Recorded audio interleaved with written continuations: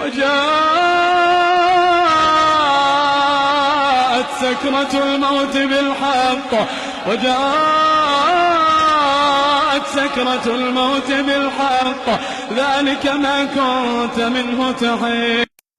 وجاءت سكرة الموت بالحق.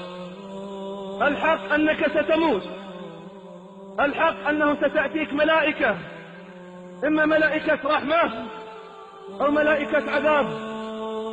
الحق أنك ستعرض للسؤال، الحق أنك سترى إما جنة وإما نار.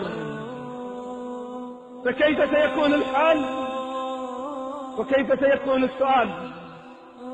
بل ليت شعري كيف سيكون الجواب وأين سيكون المصير؟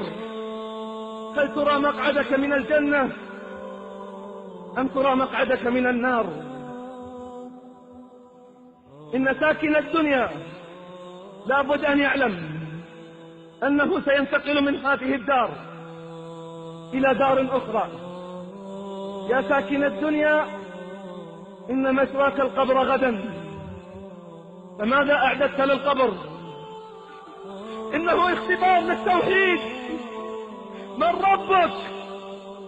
لن يستطيع أن يقول ربي الله إلا من أطاع الله وتعرف على الله، لم يخشع إلا الله، لم يستعن إلا بالله، لم يعطي إلا لله، ولم يمنع إلا لله، ويغضب من أجل الله، حياته كلها لله، فيثبته الله. لم يشرك بالله، لا سحرة لا شعوذة لا كهنة لا عرافين، لم يقسم إلا بالله، وما قدم النذور إلا لله، وما ذبح إلا لله، ولم يستغث إلا بالله. سينجح في اختبار التوحيد، ثم اختبار للصدق. وما دينك؟ قال ديني الإسلام. الإسلام المبني على 5 أركان: على شهادة التوحيد، على إقامة الصلوات. فأين المصلون؟ صلاة الفجر تعن وتشتكي، وباقي الصلوات تعن وتبكي، والمسلمون يمرون على المساجد كأن الأمر لا يعنيهم. ستسأل يا مسكين. إذا وسد العبد في قبره جاءته الأعمال الصالحة، جاءته صلاته، جاءه قرآنه، جاءه ذكره وتسبيحه وتهليله، يدرؤون عنه العذاب، فيرسل الله عليه طائفة من العذاب، فتأتي من رأسه فيردها القرآن، فتقول والله بالليل والنهار يقرأ القرآن، والله أتعب ليله ونهاره وهو يقرأ القرآن، فلا مدخل لك عليه. فيأتي العذاب من بين يديه، فترده الصدقات والصلوات، تقول عنك والله ما ارتاح إلا الآن في قبره، حتى وضوءه يدافع عنه في قبره. فماذا أعددنا للامتحان؟ ماذا أعددنا للامتحان؟ وعند الامتحان يكرم المرء أو يهان. ومنها أخرجهم تارة أخرى، فتعاد روحه في قبره، فيأتيه الملكان فيقعدانه، فيقولان من ربك؟ فيقول ها لا أدري. ما صلى الفجر في جماعة ولا حفظ الجوارح والأركان، وما قدر الله حق قدره. فيقولان من ربك؟ فيقول ها لا أدري. فيضربانه بمطرقة على رأسه، فيخر في الأرض 70 خريفا، حتى إذا أفاق قال له وما دينك؟ قال ها لا أدري. فيضربانه حتى يخر في الأرض 70 خريفا، فإذا أفاق أقعداه وسألاه ومن هو ذلك الرجل الذي بعث فيكم؟ فيقول سمعت الناس يقولون كذا وكذا. فتظهر النتيجة، لا دريت ولا تليت وينادي منادي الله أن كذب. افرشوا له فراشا من النار وألبسوه لباسا من النار وحنطوه بحنوط من النار ويضيق عليه في قبره حتى تختلط أعضاؤه، فيأتيه رجل قبيح المنظر قبيح الرائحة فيقول: من أنت؟ فوجهك والله الذي لا يأتي إلا بالشر. فيقول: أبشر بالذي يسوءك، هذا يومك الذي كنت توعد.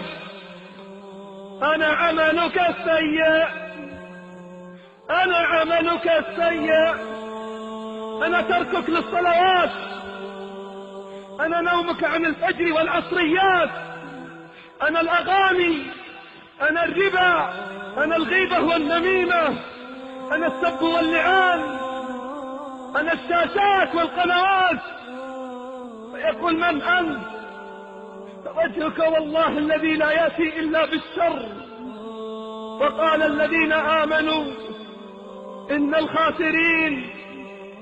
الخاسرين الذين خسروا أنفسهم وأهليهم يوم القيامة. فكيف سيكون الحال إذا سئلت وتلعثم تطلب الرجوع إلى الدنيا فلا يستجاب لك؟ أولم نعمركم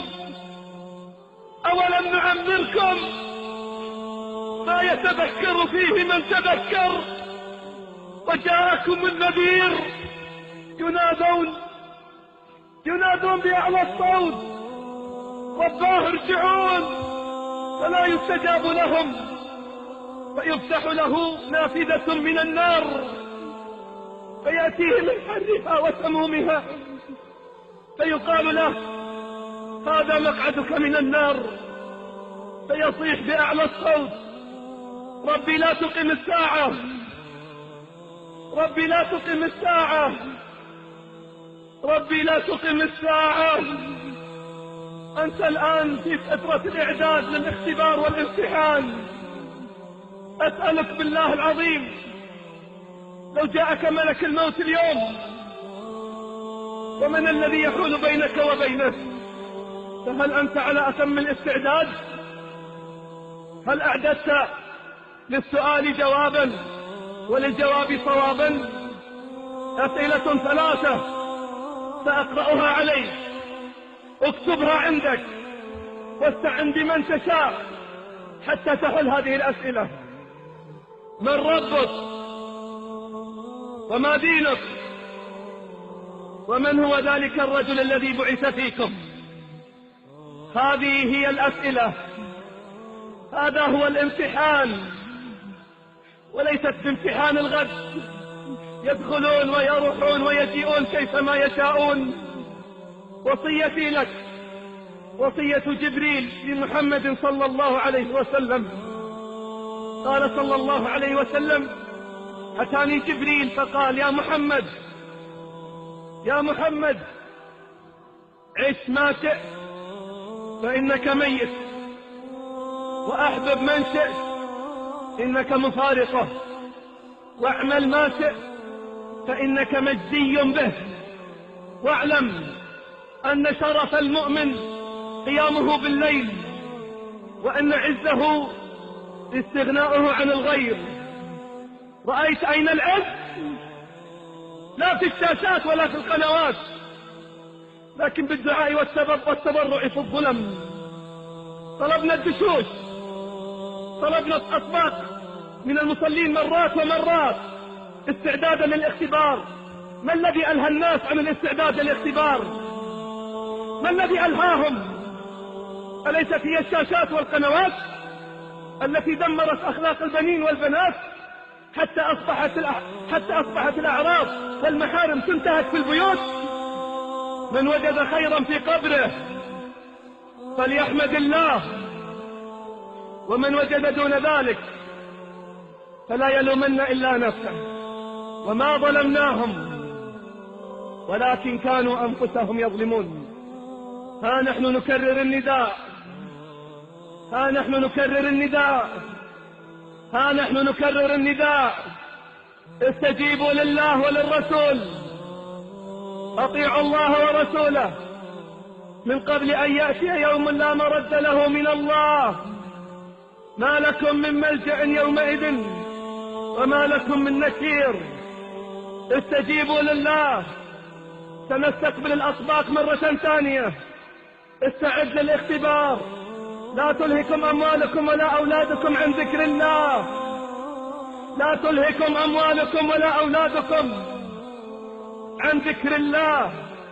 واستعد للامتحان قبل أن تنادي بأعلى الصوت رباه ارجعون، فلا يستجاب لك. اللهم وفق البنين والبنات في امتحانات الدنيا والآخرة. اللهم ثبتنا وإياهم بالقول الثابت في الحياة الدنيا وفي الآخرة. اللهم ارحمنا إذا وسدونا وفي التراب وضعونا وفي ظلمة القبر تركونا. اللهم ثبتنا بالقول الثابت يا رب العالمين. اللهم اجعل قبورنا روضة من رياض الجنان ولا تجعلها حفرة من حفر النيران. اللهم ثبتنا بالقول الثابت يا رب الأنام. حبب إلينا الإيمان، زينه في قلوبنا، كره إلينا الكفر والفسوق والعصيان. اجعلنا يا ربنا من الراشدين. أرنا الحق حقا وارزقنا اتباعه، وأرنا الباطل باطلا وارزقنا اجتنابه. اللهم أرنا الحق حقا وارزقنا اتباعه، وأرنا الباطل باطلا وارزقنا اجتنابه. آمنا في أوطاننا، أصلح أئمتنا وولاة أمورنا، اجعل ولايتنا في من خافك واتقاك واتبع رضاك يا رب العالمين. اللهم امنن علينا بتوبة نصوح قبل الموت، وبشهادة عند الموت، وبرحمة بعد الموت يا أرحم الراحمين. اغفر لنا ولوالدينا ووالد والدينا ولكل من له حق علينا. اللهم نور على أهل القبور قبورهم، اغفر لهم وارحمهم ويسر أمورهم. اللهم اغفر لموتانا وموتى المسلمين يا أرحم الراحمين. اجمعنا وإياهم في جناتك جنات النعيم. عباد الله، إن الله يأمر بالعدل والإحسان وإيتاء ذي القربى وينهى عن الفحشاء والمنكر والبغي، يعظكم لعلكم تذكرون. فاذكروا الله العظيم الجليل يذكركم، واشكروه على نعمه يزدكم، ولذكر الله أكبر، والله يعلم ما تصنعون.